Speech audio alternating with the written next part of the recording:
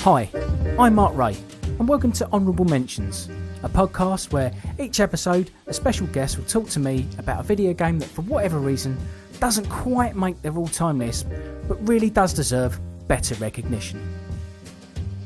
Before I introduce this episode's guest, I'd like to remind you that if you have any thoughts or comments on this or any other show in the series, you can get in contact with us via email at email@theaibots.com or on Twitter at ch4zzee. Now the admin's out of the way, this episode is going to be speaking to a man with many talents.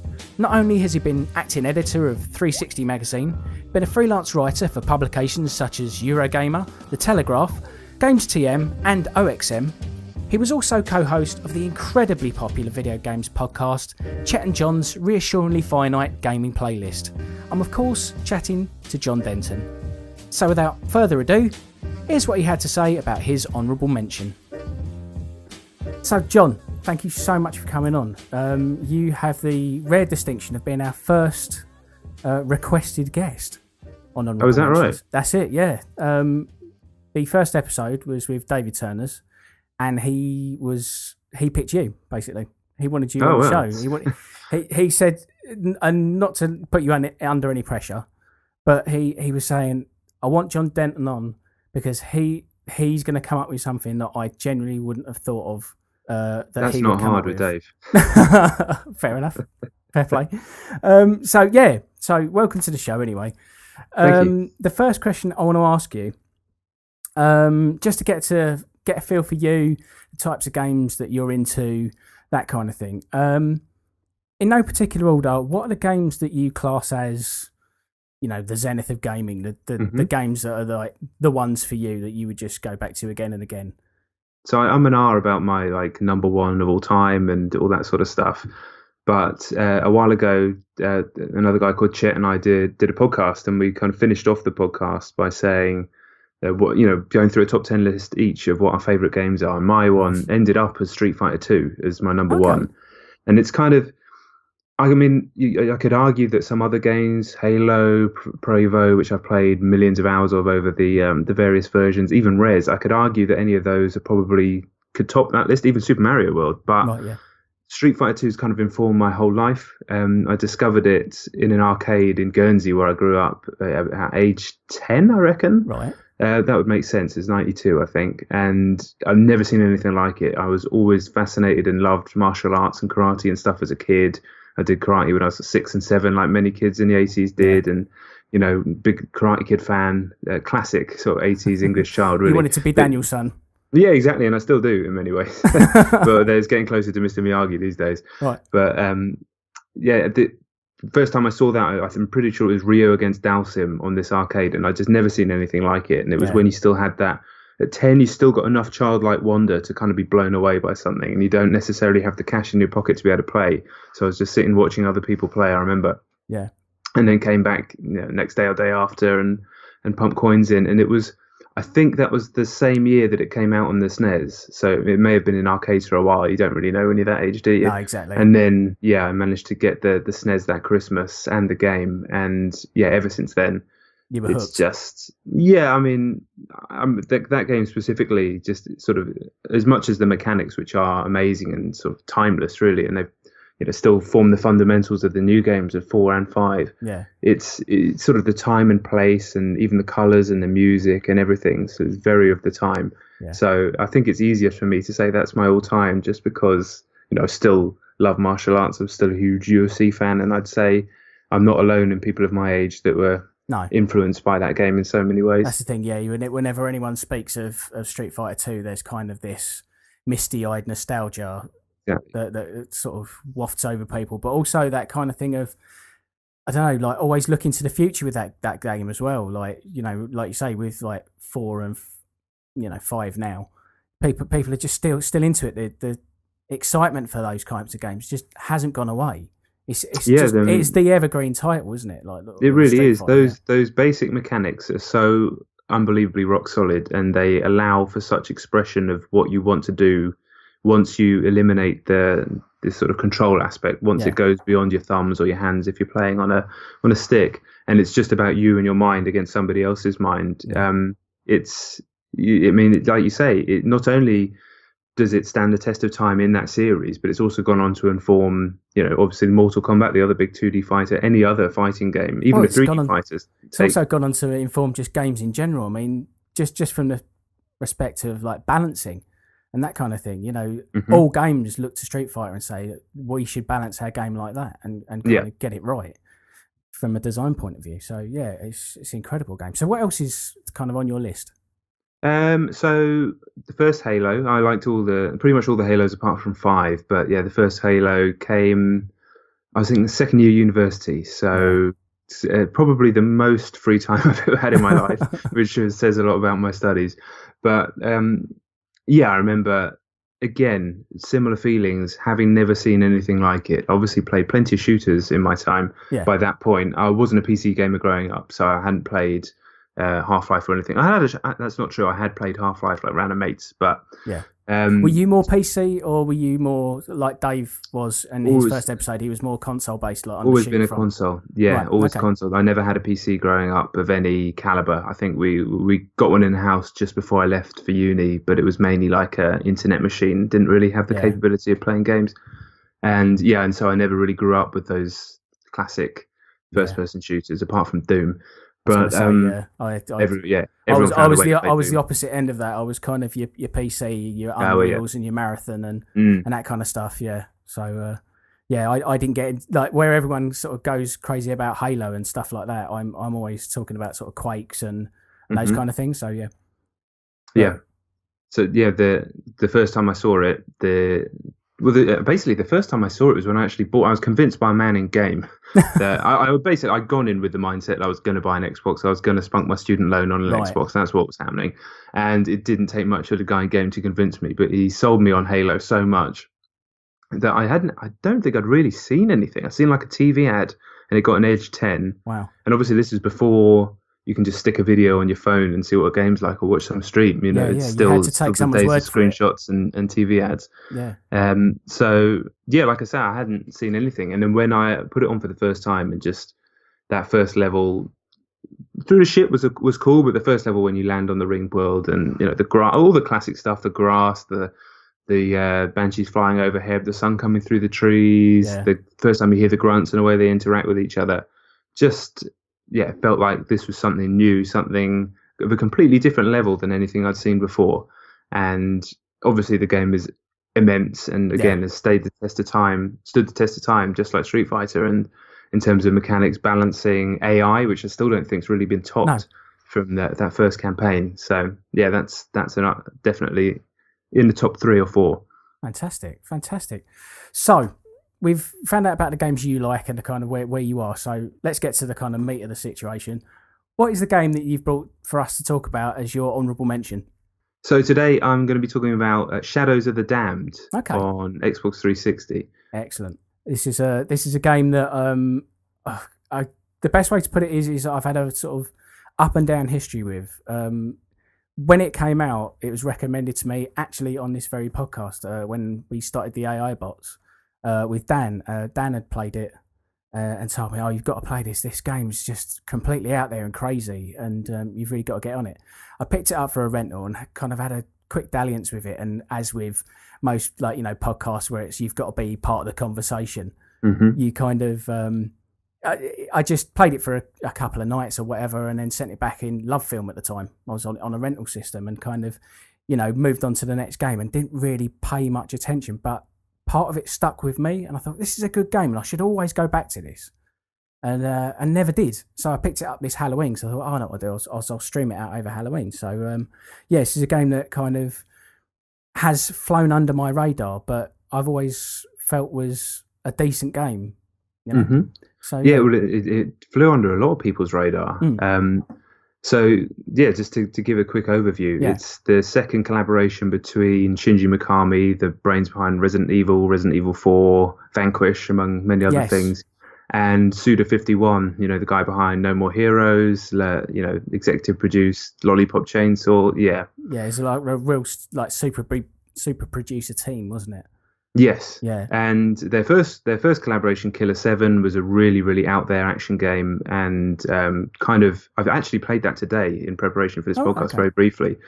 and it still has like mechanics that just don't exist in any other game. It's a real enigma. Yeah. Shadows of the Dam, their second collab, is a bit more palatable and a bit more mainstream. But what surprised me before it came out, as soon as I heard about it, I was like, I'm on board. I mean, all I needed to do is these two are working together again. I'm on board, easy. You see those three names, like those names, and obviously like the Silent Hill composer is, on the soundtrack, and you just go, this is a no-brainer.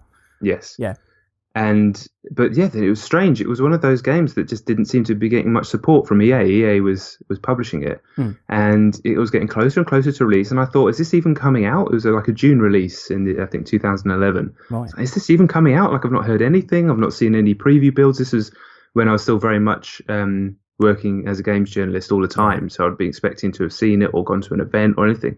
Just nothing. And it came out to almost no marketing and no fanfare and pretty much bombed. Wow. Which is a real shame, because that's unheard of for like most games, especially like from a big publisher like that. Like you say, you are expecting to hear something, but did it just sort of just appear? I think one day? maybe they picked it up as to get like the sort of cachet of picking up something that appeals to that really hardcore audience, and that was it. I don't think they were really interested in spending much more money on it. Right, they were hoping it was going to be more of a breakout hit than, or maybe they were just happy to get that positive press from picking up in the first place, get that hardcore audience on side with EA, and because I mean I can only speculate. I'd imagine that's because I'm assuming this is off the back of the kind of Dead Space era where and the Mirror's Edge as well, that kind of era where they were trying out new material, as it were. Yeah, it was sort of at the back end of that. Yeah. So and they were reaching out for a few different. It was during the EA Partners time as well, so they were trying to pick up some unusual games here and there to push out, but I think this is part of trying to get a critical acclaim. We aren't just EA who punt out FIFA and Madden every year. Exactly. Right. Okay. Exactly. But they kind of let it die, which is incidentally Suda51's new game just out this week. Yes. But which is a real shame, because I could understand if the game ended up being disappointing or if it didn't really live up to expectations, but I mean, it doesn't take long playing it, even if you're not interested in Suda51's kind of crazy punk rock style, or it's some of it. You know how people are these days. Some people are very easily offended, shall we say? So I think it's a game that you could be easily offended by, should you choose to be. Although it's about as offensive as, like, I don't know, nothing. I mean, I can't think. I was about to say Benny Hill, but that is actually a bit offensive to some people. Exactly. But this is one of the things I was going to say to you about this game, was that do you think that the kind of immature, puerile humour, because of the kind of press that it was getting from the games journalists and stuff, it was all about how puerile and how immature it was. Do you think that actually put people off picking the game up? I honestly don't think that many people knew it existed. I think I think the people that knew it existed would have known as soon as it was announced. Yeah. But in terms of a sort of wider audience, I just don't think anybody knew it existed. The fact that I didn't know it was out until it was pretty much the day it came out, and it is actually out then, says it all, really, because I'm obviously in there listening to things, press releases 24/7. Well, you're actually on the front line. If the guys on the front line don't know about it, then who else is going to? Exactly, is. And everybody like yourself, who's part of that conversation every single day in gaming, like we all are. If those guys, if us don't know about it, then how the hell's the guy who does play 4, 5, 6 games a year? Yeah. I mean, no chance, really. No, absolutely. Like you say, unless it's marketed like an Assassin's Creed, you're not going to hit those kind of audiences, are you? Yeah. Fantastic. So, what is it about this game you love? First of all, I mean, it's like you said. It's a kind of crazy game. It takes you on a wild ride, and the kind of variety in what you're doing and the variety and sort of you basically let's take a step back. You play this guy called Garcia Hotspur, another amazing name from, I'm assuming, Suda51. Guy came up with Travis Touchdown and Mondo Zappa and a history of good names. Yeah. And his girlfriend Paula is kidnapped by a demon, I believe, and he has to go down to hell with this floating skull called Johnson to rescue her. So already kind of unusual, but that doesn't actually sound that unusual for a game. And so the whole game's set in this bizarre version of hell, which is full of like these disembodied goats' heads that are also keys for doors and all sorts of weird kind of sexual imagery, but nothing. It's all like, it's nothing too. It's quirky. It's quirky, odd and unsettling. but it's And not. It's yeah, not kind of gory, I would say. no, and I mean, firmly on the daft side of things. And Yeah, if you've played Suda's games, you know he's a pretty daft, kind of goofy I was guy. going to say it's more Evil Dead than Nightmare on Elm Street. Very much so, very Yeah, much Evil Dead. And so you're playing as Garcia, and it's basically like a sequel, a very, very unusual left field sequel to Resident Evil 4. The right. controls and the basic moment to moment gameplay are very, very similar. Yeah, Controlling a guy over the shoulder, enemies come, and you lift your gun, aim very, and sort of blow them away. You can move, unlike Resident Evil 4 when you're aiming, but yeah. it straight away within the first 20 minutes of playing, I was like, oh, I mean, you can Yeah, tell this is Shinji going Mikami to because say you can see its lineage. yeah, exactly. To me, this felt like more of a sequel to Resident Evil 4 than Resident Evil 5, Yeah, weirdly. And so that having that rock solid core allows the game to take you to some crazy places and sort of shove different gameplay ideas, and it's like game shows appear in the middle of it, and there's some points where it yeah. turns into like a 2D shooter.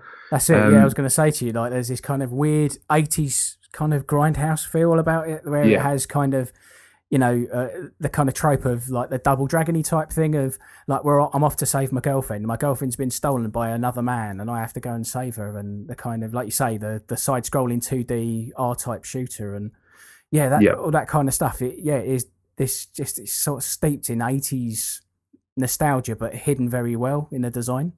Mm. Yeah, it's And great.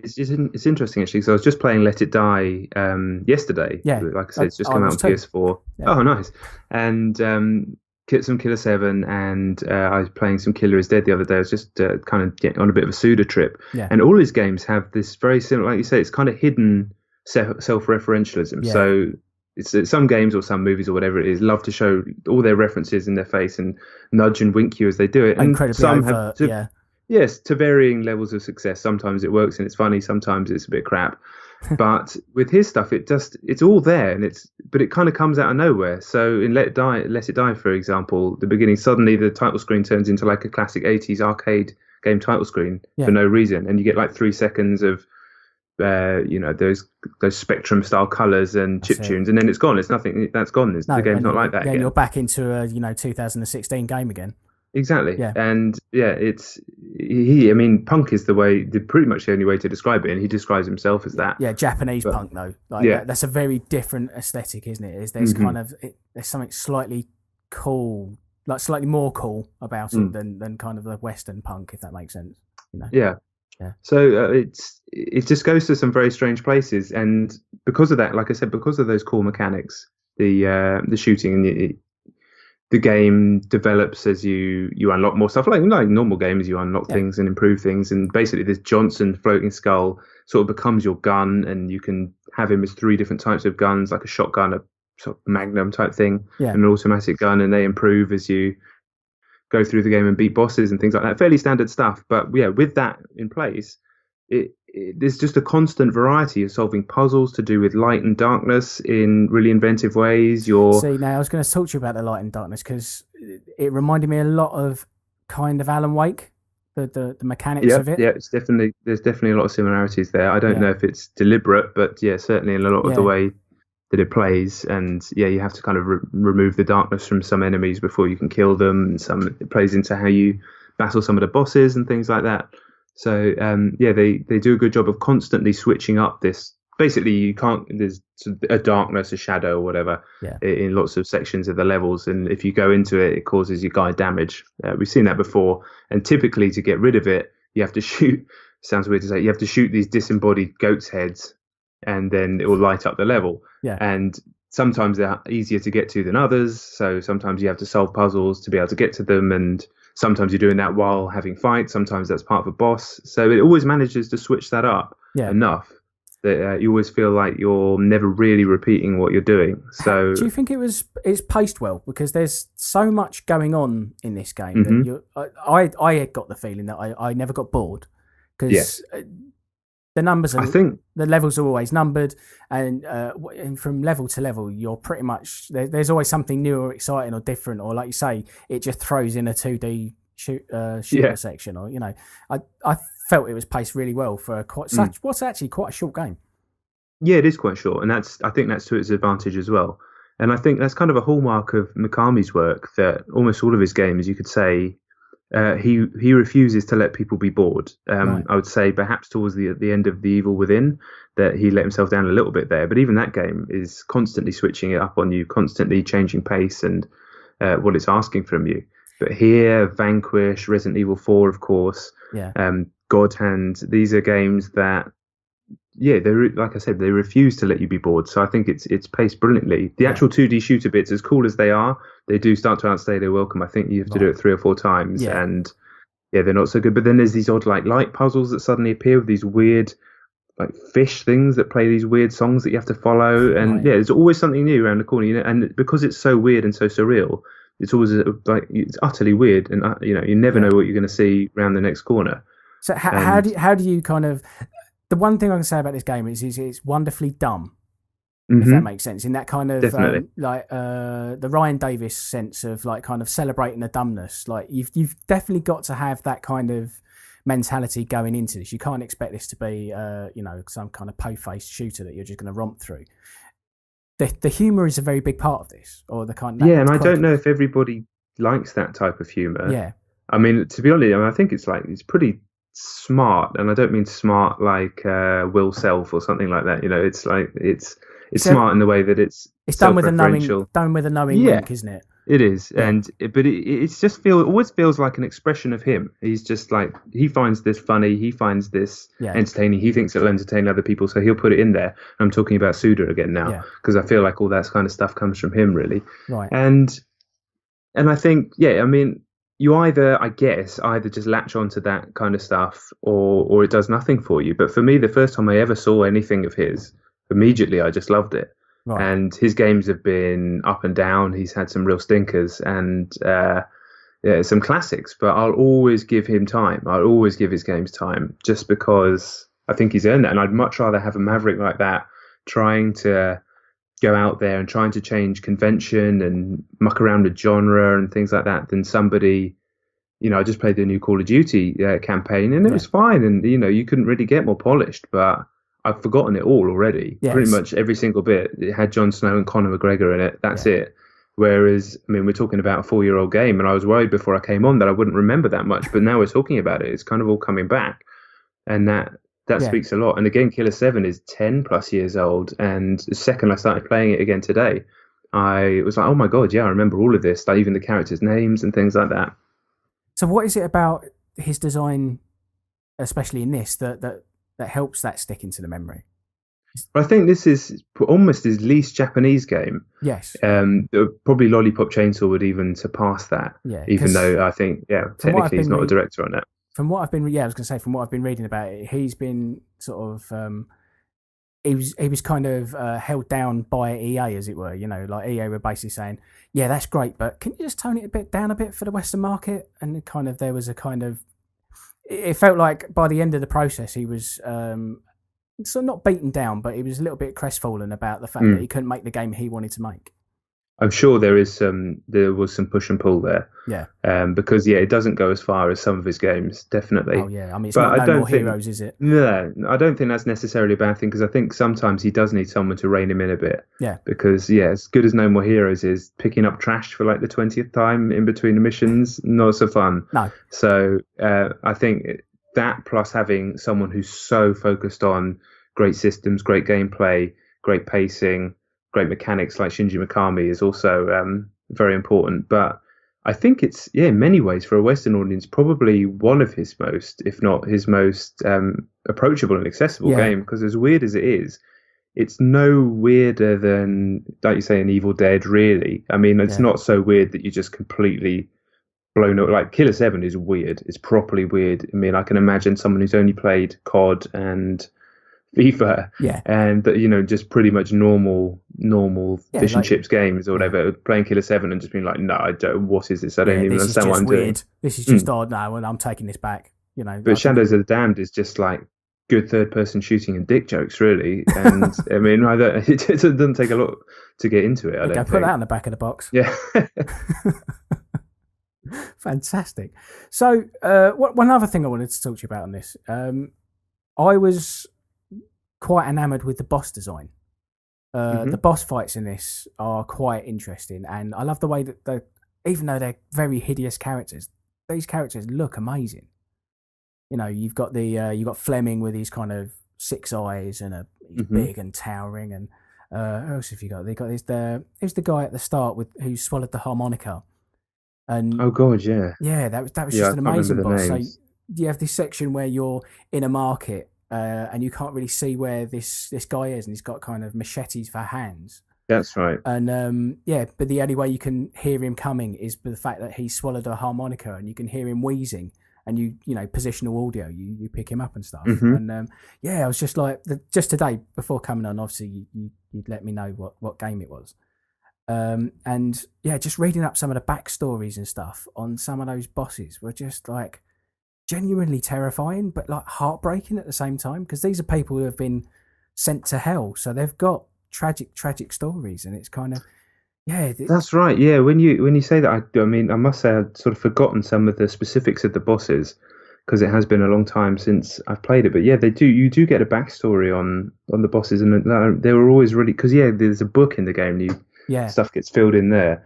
But yeah, some of the designs are amazing, really. And like you say, the guy with the harmonica is superb. It's like a sort of nod to some of the old Metal Gear bosses as with the way you're moving around the sort of crates and stalls, I guess you call them. Stalls, yeah. But yeah, with a game like this, an action game, bosses can be really risky, I think, because sometimes if it's just like another big enemy with loads of minions, I mean, who really wants to do that? Like, no, exactly. You've got especially if you've got good core gameplay, and you go and have to do something completely different that's not as fun.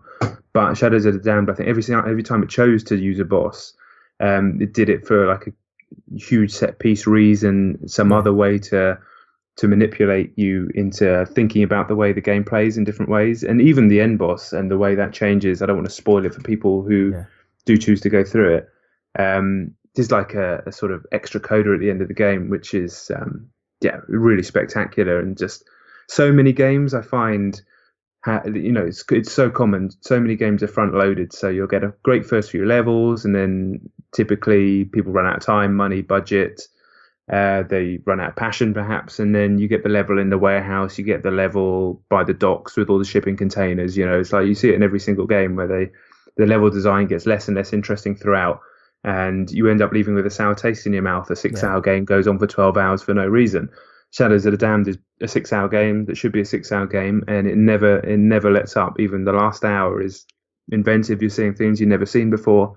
So these are people that know exactly what they're trying to make. They're trying to make a whole thing instead of just something that they can shove out in a trailer and hope that people play the first couple of levels and like it. Fantastic. So one other thing I wanted to speak to you about was how did you find the relationship between Garcia and Johnson? Because that's a massive part of this game. It's like a buddy road trip almost through hell. It is, yeah. It's very funny. Yeah, pretty much. Yeah, it's very well written. It's sharp, it's witty. There's a lot of dick jokes, they're either very ham-fisted or they're actually quite chucklesome. I have to say, But I mean, like I said, good gags are good gags. It doesn't really matter what the format is, and it's funny. The voice acting is really good. It's sort of classic, silly man, straight man. It's really archetypal in that way, but even though it's a floating head that sort of can turn into a giant penis gun or a motorbike, or a motorbike, indeed. But I love their relationship. It was just constantly kind of illuminated, and he actually is a light for a lot of the game, but it did kind of illuminate the journey because it was kind of rewarding to just listen to the two banter back and forth. It doesn't really outstay its welcome. There's not too much of it, and Johnson is a cracking character. He's a great character. I loved him. So, what is it about this game that you didn't like? What keeps this off of your top 10 all-time list? I don't. Do you know what? And as we're talking about it, I'm like, I don't know. I'm getting you far too inspired. Yeah. But I know I get too hyped up and pumped when I'm talking, and then I think about 50 other games that I'd probably put ahead of it. So, do you know, it's probably not far off that list. I think I need to play it through again. I know that much. When I finished it, and I just thought it was absolutely superb. But I mean, we're doing the podcast where we're playing 10 games every single week, or at least 7 every week at the time. So it was like very difficult to justify replaying anything. And then you know how it is. I mean, nobody has that much time, No. but I do need to play it again, and it would be interesting to see where I ended up with it. Unfortunately, it's not on PC and it's not backwards compatible on Xbox yet, so it's difficult. I packed away the 360 finally. Oh no! Yeah, Shocking. I know, and I don't have a copy of the game anymore either. I think I gave it away. I can't remember, but yeah, I do want to go back through it again. But what kept it out? I mean, I would say it is a little rough. I mean, I've Yeah. talked up the mechanics, and I think rightly so, but it is a bit rough around the edges.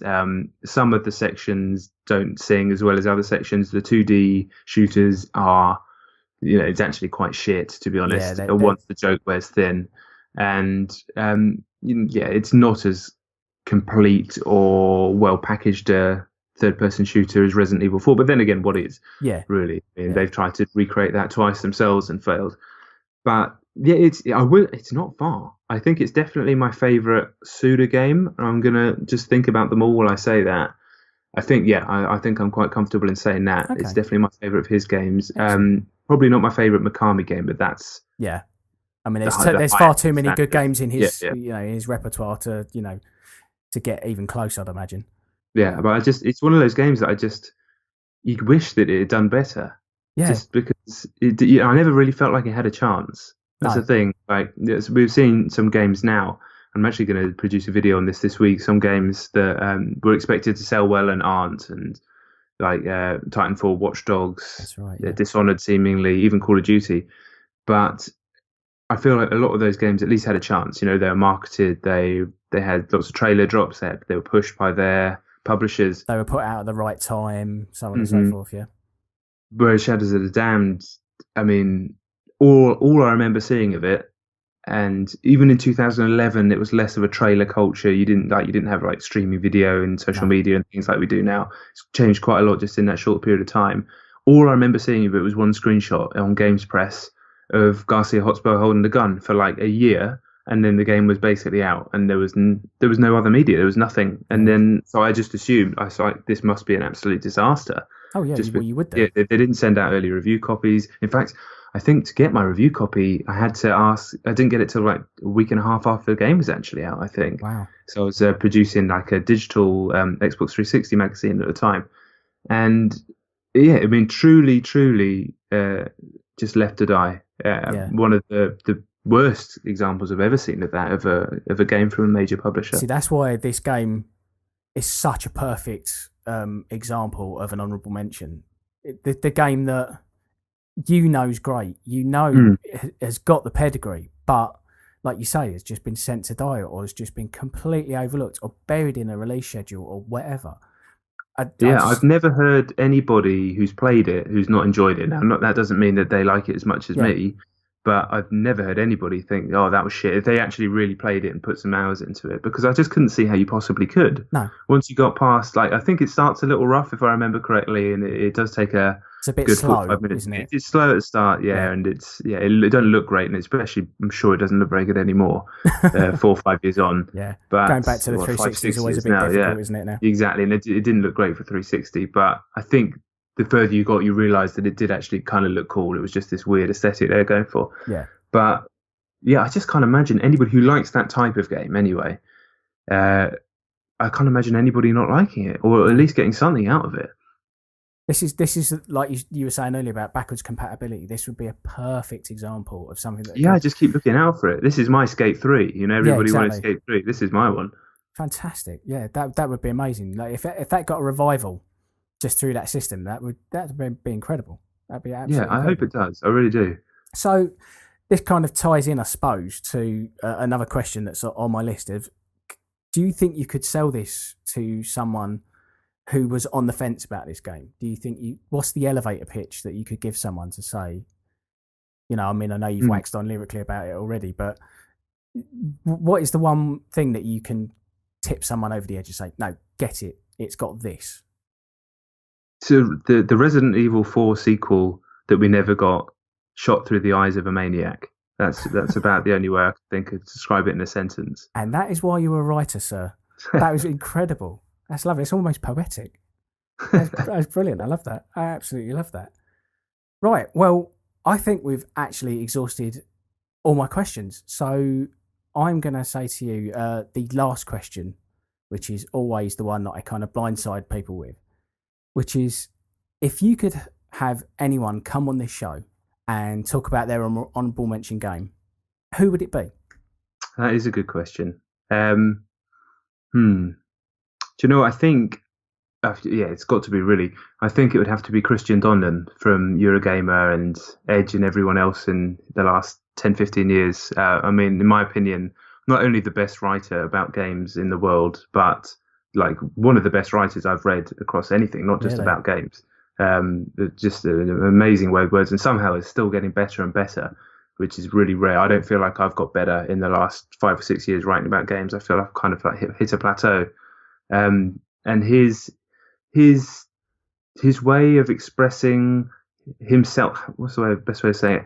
His way of kind of putting himself into games. There's a trend now in games journalism and games criticism to just talk about yourself. And it can be really, really good and it can be really bad. And it basically just depends on whether the person is interesting or boring. Yeah. And have they got charisma or not? Exactly. Those, yeah. And Christian will find a way to talk about himself or something he's seen or something he's experienced and tie that into talking about the game and make you look at a game, even a game you know intimately, in a completely different way, and still let you kind of inform you about the game enough if it's a review, so you feel like you can either make a buying decision or you've learnt about it if it's just something that you're interested in reading. I mean, he's a true master and a kind of pioneer for a completely new style of writing about games, and someone like his work is what I aspire to try to get to. Also, he's very, very funny. So anything that he picked, it would probably be something that none of us had ever heard of, because he has a really, now that's really what Dave broad said taste. about you. That's what Dave said about you. So you know, maybe you're not a million miles away from him yourself. Yeah. But yeah, I mean, any chance to listen to him talk about games or indeed anything is just a treat for everyone. Oh, fantastic. Well, maybe I can maybe try and send him an email and see if I can get him on the show one day. Yeah, it's worth doing. He is incredibly nice. Oh, excellent. That's good to hear. At least you haven't picked someone like who was it the other day? John Carmack. That was one that was picked. Oh my God, yeah, that might be a bit tricky. That's going to be a bit of a tough one. Worth an email. It's always worth an email. Give it a go. I'd sent someone. To my eternal shame, I got drunk on Saturday night and sent someone an email who I really shouldn't have sent an email to, and got a reply that blew my mind. And I'm hoping they're going to come on as a guest, but unfortunately they can't do it at the moment. But it's months down the line. But it's still. Yes. Closed mouths don't get fed. That's what exactly. Say, so yeah, but I woke up the next morning thinking, oh, why did I do that? And then got this absolutely incredibly lovely reply, and it was just like, oh, that's why I did that. So hopefully, Perfect. Fingers crossed, we'll get some bigger names on this show, as big names as yourself on, and that'd be amazing. So this is the end of the show. So I don't know how to finish these things, but thank you so much for coming on and telling us about Shadows of the Damned. It is an incredible game, and I know why you've got so much passion for it. Thanks so much for having me. It was brilliant. Really good fun to kind of think about the game and chat about it again. Yeah, it's like I say, it's just amazing having you on and answering the call as well, because that's the one thing is like, you don't know me from a hole in the ground, so it's been absolutely brilliant. So brilliant, you're my first guest that's been requested, so I'm very, very happy about that. Oh well, yeah, me too. Pleasure. Hold on. I've just remembered. I did this with James Carter, and I can't do it with you. Have you got anything you want to promote? I mean, I know you've got your YouTube channel and that kind of stuff, so please, the floor is yours. Go ahead, promote whatever you have to promote, Mr. Denton. Oh, thank you. Well, yeah, I mean, absolutely. Come and follow me on Twitter at Jon Denton. It's Jon, not John.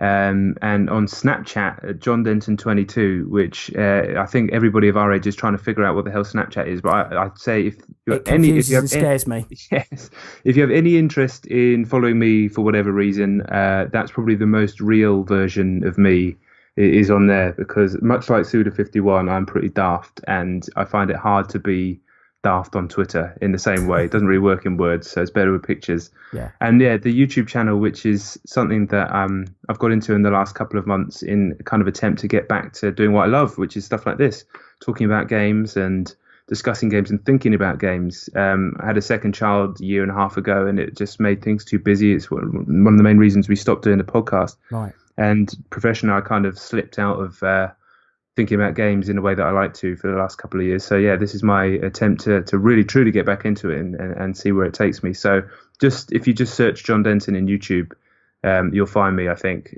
I changed the channel name, so it's just my name now. Oh, is it? Yeah, I was going to ask you, why Guacamole Kid? That's my Xbox name. So my Xbox name is Guacamole Kid. 2 words that just came into my head when it asked me to choose an Xbox name when the 360 came out 10 years ago. Mad. And I just kind of had that as an online name forever. But I realized that the word kid in there may be putting some people off who won't even click on a video. Right. And also, it just kind of made sense. None of my other social stuff or online stuff has that in it. My Twitter doesn't, my Facebook. So I just thought, let's just change it to my actual name. Standardise the brand.